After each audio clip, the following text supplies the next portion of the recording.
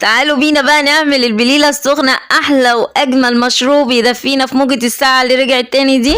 حاجة كده مفيدة جدا ومغذية جدا جدا وطعمها بجد في منتهى الجمال. هنعملها بقى زي الجاهزة واحلى كمان بكتير. هنعملها بالكنافة وجوز الهند والزبيب والقشطة وكمان العسل، يعني حاجة كده ملوكي فاخر من الاخر. وصفة بجد حلوة قوي، لذيذة وصحية وكمان مشبعة وتنفع جدا جدا للسحور. من الوصفات اللي بتحسن المود وبتدي كده احساس بالخير والسعادة. هنقول بقى كل اسرار وتركات البليلة الجميلة دي بالقوام الناعم ده، واوعدكم انكم هتعملوا احلى طبق بليلة في الدنيا. ويلا بينا بقى نشوف الطريقة على طول. بس الأول لو أول مرة تدخلي قناتي أهلا بيكي، أتمنى تنوريني وتشرفيني باشتراكك في القناة وتفعلي زر الجرس عشان يوصلك مني إشعار بكل وصفة جديدة بنزلها. لايك وشير للفيديو لو عجبكم. معانا هنا نص كيلو من قمح البليلة، بتجيبيه من عند أي عطار، وده بيكون شكل حباية القمح. بنقيه الاول كويس جدا من اي قش اللي بيكون موجود في القمح او اي زلط او اي طينه موجوده فيه. بنقيه كده بالظبط زي عمليه تنقيه الرز.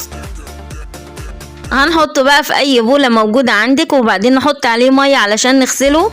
واحنا بنغسله بنفركه في بعض كويس جدا علشان الاتربه اللي بيكون لازقه فيه تنضف خالص. ونغسله بقى مره واتنين وتلاته لغايه ما الميه بتاعته تنضف خالص وتبقى بالشكل ده. هننقعه بقى ساعتين 3 علشان يفشر كده، وكمان عشان ما ياخدش وقت طويل في التسوية على النار. وده بقى شكلها، شايفين القمحية ازاي نفشت وزاد حجمها وفشرت كده وكمان لونها اتغير. هنحط بقى عليهم 3 معالق من الرز وبعدين نغسلهم تاني كويس جدا. فايدة الرز بقى هنا ايه؟ اولا بيديله طعم حلو قوي، وبيخلي البليلة كده مش صيصة وعاملة زي المية، لا بيخليها كده منشية تنشية خفيفة، وهو كده كده مش بيبان بعد التسوية خالص. هنغسلهم بقى وبعدين نصفيهم، وبعد كده نحطهم في الحلة اللي هنسوي فيها. ونحط بقى عليهم دلوقتي المية، مية عادية من الحنفية. واهم حاجة هنا ان تكون كمية المية ضعف كمية القمح مرتين 3، يعني نغطي القمح كويس جدا بالمية، لان القمح بيمتص كل كمية المية دي، فعلشان ما يلزقش او يشيط مننا. هنغطي بقى الحله ونسيبه على نار عاليه لغايه ما ياخد كده غلوه معانا. وخلي بالك هنا ما تقفليش غطا الحله على الاخر، واربيه بالشكل ده علشان القمح من الحاجات اللي بتفور جدا، فعلشان ما يبهدلكيش البوتاجاز ويبهدلك الحله، وكمان ينزل القيمه الغذائيه المفيده جدا اللي موجوده فيه. واول بقى ما يغلي بالشكل ده لازم نشيل كل الريم اللي موجود على وش الحله علشان ما يسودلناش البليله بتاعتنا.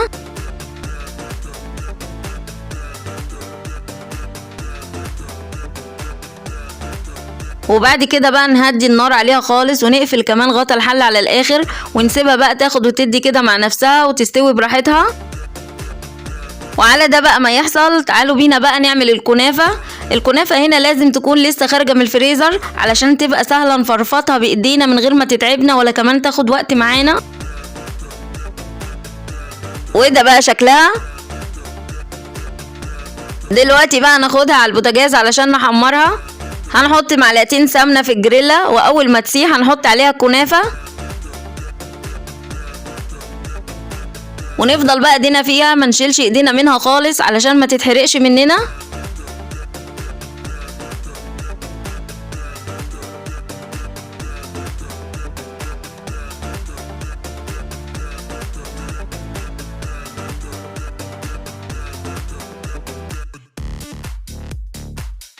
تمام كده. وده بقى اللون بتاعها. هنقفل بقى عليها النار وننقلها بقى في اي حاجة علشان ما تاخدش لون زيادة من سخونة الجريلا.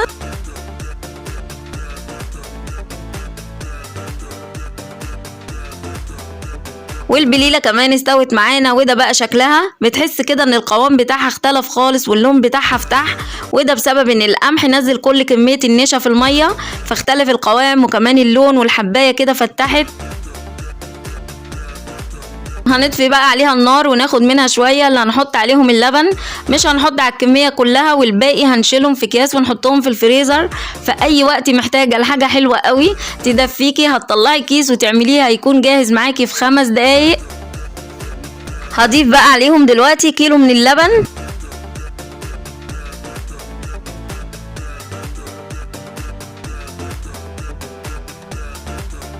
وهحط عليهم كمان شوية من جوز الهند، وكمان هحط عليهم السكر، والسكر طبعا حسب ما انت عاوزة. وهضيف كمان كيسين من الفانيليا، بيفرق قوي في طعم البليلة وبياخدها كده في مكان تاني، يعني بيخليها زي اللي بنشتريها من بره بالظبط. هنحطها بقى دلوقتي على البوتاجاز على نار متوسطة، واول ما تسخن شويه معانا هنحط عليها معلقه نشا مدوبينها في معلقه ميه، معلقه نشا صغيره مدوبينها في معلقه ميه صغيره، ونقلب بقى كويس جدا. احنا حطينا هنا معلقه النشا ليه؟ علشان نخلي قوام البليله الى حد ما تقيله شويه، اللي هي مش تقيله قوي ومتماسكه زي العاشوره، ولا سايله قوي كاننا حاطين القمح على اللبن بس. معلقه النشا هتدينا قوام حلو قوي قوي الى حد ما كده، يبقى فيه تقل شويه.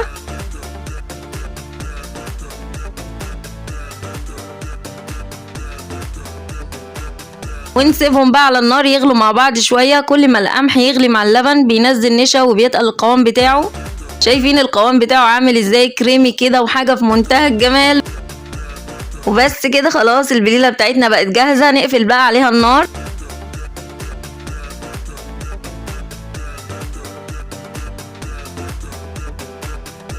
ونحضر بقى الكاسات بتاعتنا علشان نقدمها، وطبعا طريقه التقديم على ذوقك وزي ما انت عاوزه. انا بقى عن نفسي حطيت الاول معلقتين من الكنافه، وبعد كده نحط عليهم بقى البليله القمر بتاعتنا دي.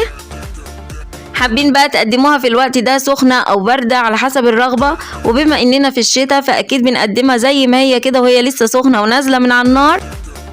ورجعت حطيت تاني على وش الكاسات بتاعتنا شويه من الكنافه وكمان شويه من جوز الهند، وحطيت عليهم كمان معلقه صغيره من القشطه، بتخليها كريميه كده وطعمها في منتهى الجمال، وبتاخدها كده بجد في مكان تاني خالص، بتخليها زي الجاهزه بالظبط.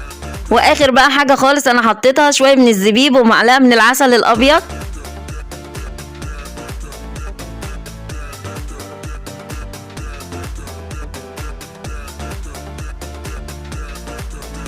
وحطيت بقيه البليله في اكياس تلاجة، وده بقى شكلها. هنحطها بقى دلوقتي في الفريزر، في اي وقت تحبي تاكليها طلعي منها كيس واعمليه وهيكون جاهز معاكي في 5 دقايق.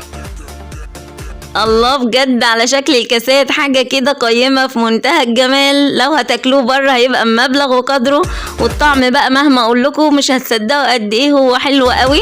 وبنص كيلو بس قمح عملنا كمية كبيرة جدا من البليلة، حاجة سخنة كده بقى وتدفي وتغذي، ووجبة مشبعة جدا مش هتحتاجي جنبها حاجة تانية.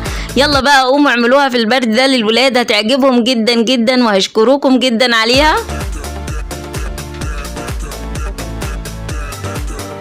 وبكده خلاص يكون خلص الفيديو بتاعنا النهارده. اشوفكم ان شاء الله باذن الله الفيديو اللي جاي، وهو بجد حاجه مستفزه جدا، حاجه بتتباع بره ب 675 جنيه، يعني داخله على 700 جنيه، هنعملها احنا بس ب 100 جنيه ويمكن اقل كمان. فاستنوني بقى الفيديو اللي جاي لانه بجد حلو قوي. ولو عجبكم بقى الفيديو وعجبتكم الطريقه ما تبخلوش عليا باللايك والشير وتفعلوا الجرس عشان يوصلكم مني كل جديد، واللي ما اشتركش في القناه يا ريت يشترك. والسلام عليكم ورحمه الله وبركاته.